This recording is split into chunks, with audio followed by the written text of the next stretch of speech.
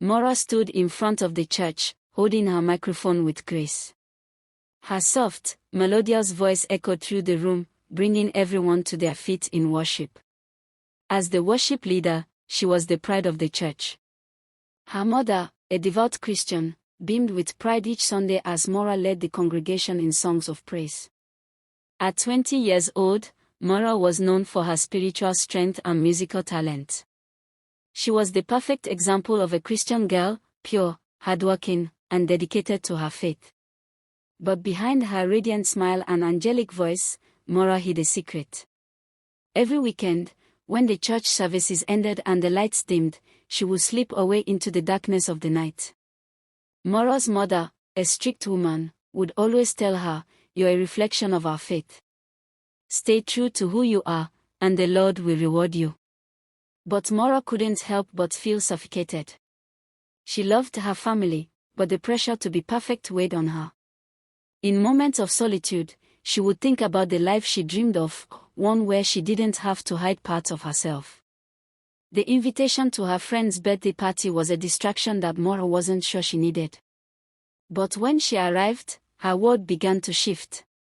It wasn't just a casual get-together, it was a doorway to a completely different world. The house was filled with loud music, dim lighting, and laughter. She tried to maintain her distance, but soon enough, Maura was caught in the whirlwind of excitement. "Have you ever been to a club?" her friend asked her, a mischievous glint in her eye. Maura shook her head, feeling the pull of curiosity despite herself. Later that night, her friend made an offer Maura wasn't prepared for. "You could work as a dancer at the club. You'd make quick money, and no one would ever know." Maura's heart raced. The thought of dancing in front of strangers seemed both foreign and thrilling. She hesitated but felt an odd sense of liberation. Her life at church was perfect, yes, but it felt like a cage, and this might be her chance to break free. The decision weighed heavily on Maura's heart. She thought about her mother's expectations, her church's praise, and her own dreams that seemed impossible in the confines of her life. It was her first weekend off, and the pull of the club seemed stronger than her commitment to church. Maura sat on her bed, the offer from her friend playing over in her mind. She knew it was wrong, but the lure of money and the chance to step into a world where she wasn't bound by anyone's rules was too tempting. That Saturday night, she dressed carefully, trying not to feel the guilt that clawed at her conscience. She walked into the club with shaky steps, her heart pounding in her chest. The loud music and neon lights welcomed her in a way the quiet church never had. When she was introduced to her new boss, the owner of the lounge, she could see the excitement in her eyes. She wasn't just a worship leader anymore, she was someone different, someone free. But the cost of that freedom began to sink in as she prepared to take the stage. Pastor John, a charismatic but troubled leader of the church, began taking more interest in Maura. Their encounters became more personal, and they began an affair. Maura felt guilty, but her attraction to him complicated her emotions. She justified their relationship as a form of escape from her loneliness. As their secret affair blossomed, Maura rationalized the situation.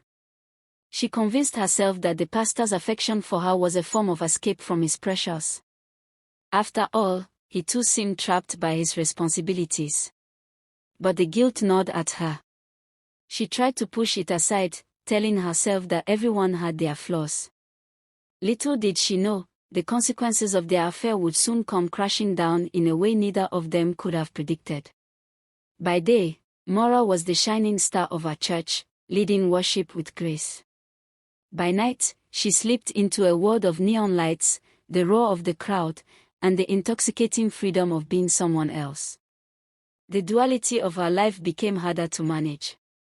Her relationship with Pastor John deepened, and soon they were meeting secretly, sneaking around town in stolen moments. But the weight of her secrets began to take its toll. Maura's mother, ever the watchful eye, started to notice her daughter's increasingly erratic behavior. She was distant, distracted, and no longer seemed to care about her church duties. Yet, Mora's performances on Sunday remained flawless, hiding her inner turmoil behind her music. It was becoming harder to live the lie. The two worlds, the sacred and the profane, began to collide, and Mora couldn't help but feel the tension building. Mora knew she had to confront Pastor John. Their relationship had become too complicated, too dangerous. One Sunday after church service, she stayed behind, her heart racing as she approached him in his office. The two exchanged glances, and she could feel the tension in the air. "I can't keep doing this, Pastor," Mora said, her voice trembling. "It's too much. The lies, the secrecy. I don't even know who I am anymore." Pastor John stood silently for a moment, then sighed deeply. He placed a hand on her shoulder. "Mora, I know what we're doing is wrong. But you have to understand, we both needed each other in ways we couldn't explain. But I see the burden it's causing you. We need to figure this out." Mora nodded but felt a lump form in her throat. She wasn't sure what to do next, but something inside her told her that the truth had to come out. Mora's emotions were in turmoil. She confided in her best friend, Aisha, who had known about her secret job for months. Aisha had been a source of support, but even she couldn't hide her shock when Mora confessed about the affair. "You have to stop, Mora," Aisha said firmly. "You're playing with fire. The truth is going to come out, and you can't hide forever. You need to make a decision now." Mora's mind raced. She knew Aisha was right, but she couldn't see a way out. If she ended things with Pastor John, she feared the damage would be irreparable. If she left the club, she would have to face the shame of everyone knowing her secret. There seemed to be no easy way forward. It was on a Sunday afternoon that Mora's worst fear came true. As she walked out of Pastor John's office after another quiet conversation, she was met with a scene she never expected. Her mother, with a look of disbelief, stood at the door of the church, staring directly at her. "Mora, what is going on?" her mother asked in a calm, almost eerie tone. "Why does Pastor John keep calling me? And why have I been hearing things about you?" Mora froze. Her heart skipped a beat, and all of the secrets she had buried for so long came rushing to the surface. She didn't know what to say. Her mother's eyes were filled with hurt, confusion, and a deep sense of betrayal. I can explain, Mama," Mora whispered, but her mother shook her head. "I don't think you can." "Not anymore," her mother replied. The pain in her voice shattered Mora's already fragile sense of self. The church was in chaos. Mora's mother, devastated by the discovery of her affair with Pastor John, had made sure everyone knew. The scandal spread through the congregation like wildfire. Mora could hear whispers as she walked through the halls of the church, their eyes filled with judgment. Pastor John, too, was under scrutiny. His position as a man of God was in jeopardy, and Mora knew that the church leaders were already meeting to discuss his future. The entire community felt betrayed, and Mora was at the center of it all. She could no longer hide from the reality that her actions had consequences far beyond her own personal struggles. Mora stood in front of the church, her heart pounding. The congregation had demanded an apology, and she couldn't hide anymore. The guilt and shame were suffocating. As the worship leader, she had been a symbol of purity, but now she was just a broken girl standing in front of the very people who had once adored her. With trembling hands, she took the microphone and began to speak. "I've made mistakes. I've lived in secrecy, and I've hurt the people who loved me the most. I can't undo what I've done, but I want to ask for your forgiveness. I want to find a way to heal." Tears welled up in her eyes as she spoke, and for the first time in months, Mora felt a glimmer of hope. Maybe this wasn't the end of her story, but the beginning of a new chapter. As Mora tried to find her footing, her relationship with her mother grew more strained. Her mother could barely look at her without tears filling her eyes. She had tried so hard to mold Mora into the perfect Christian daughter, and now it seemed all of that had been shattered.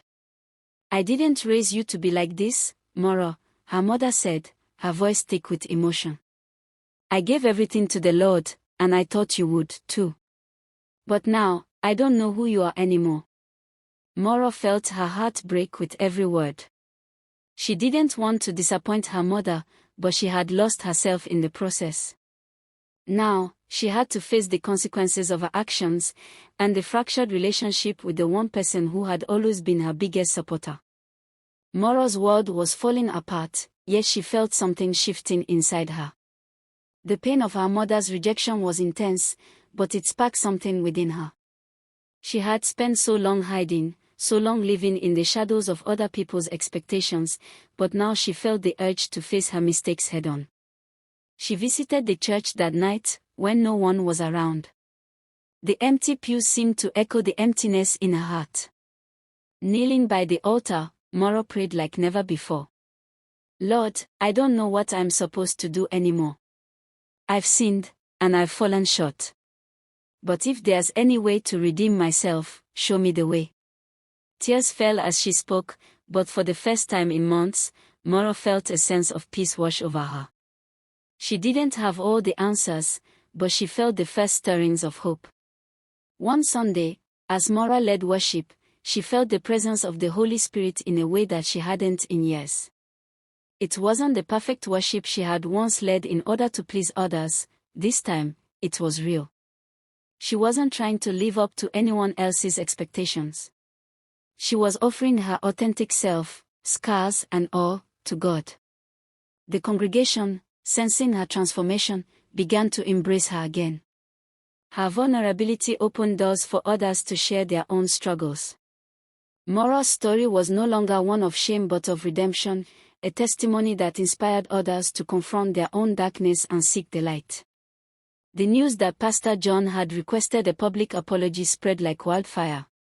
The church was divided. Some believed he should be forgiven, others felt he had betrayed them beyond repair. Moro found herself at a crossroads once again. Should she stand by him, or should she let him face the consequences of his actions alone? She decided to go to him, knowing that it might be the last time they ever spoke. They met in a quiet cafe, where Pastor John looked tired and broken. "I'm sorry, Moro," he said, his voice barely a whisper. "I should have protected you.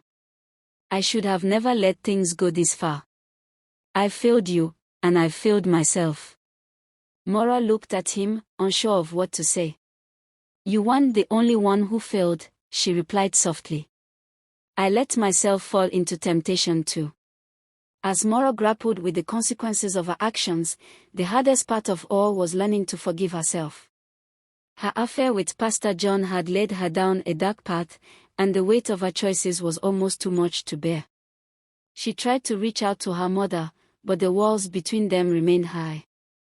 Her mother refused to engage with her, and Moro felt utterly lost. It was as if she was trying to rebuild something that could never be repaired. Every time she reached out, her mother withdrew further into her own pain. Moro could feel the crushing loneliness creeping in, but she refused to give up.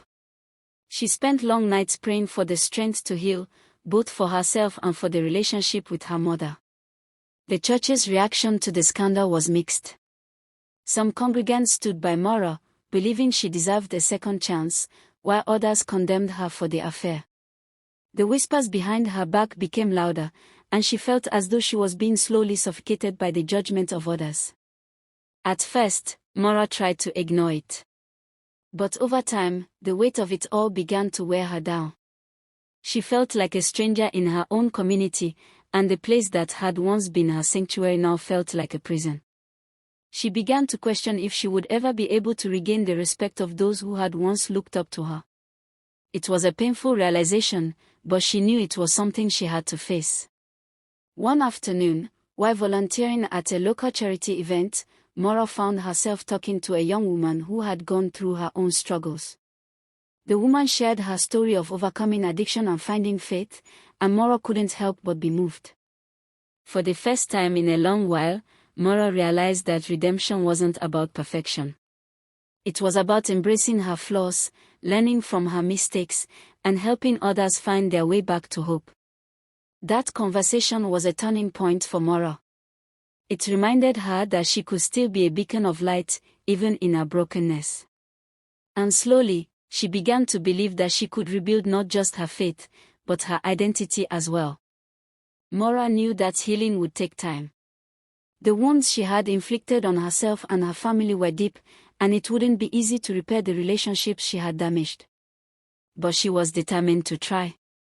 She began spending more time with her mother, though their conversations were strained at first. Maura knew that trust needed to be rebuilt, and that wouldn't happen overnight. But each day, they took small steps toward healing. Meanwhile, Pastor John, too, began his own journey of self-reflection. He took a leave of absence from the church to deal with his personal issues and to seek forgiveness from God. Maura wasn't sure what the future held, but she knew one thing for certain: she was ready to face it, no matter how difficult the road ahead.